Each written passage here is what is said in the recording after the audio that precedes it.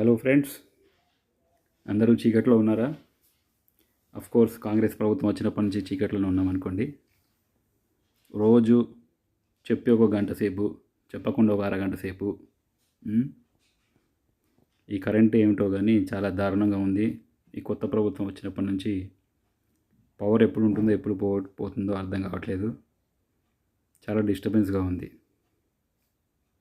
నాకే కాదు, ఈ ప్రాబ్లం చాలామంది ఫేస్ చేస్తున్నారు. బహుశా సిటీలో వాళ్ళు ఓట్లు వేయలేదు కాబట్టి వాళ్ళందరి మీద పగ తీర్చుకుంటున్నారేమో రేవంత్ రెడ్డి. గ్రామాల్లో ఇలాగ పవర్ మొత్తానికి బంద్ చేసి ఉంటాడులే, కానీ ఇది మన దురదృష్టం.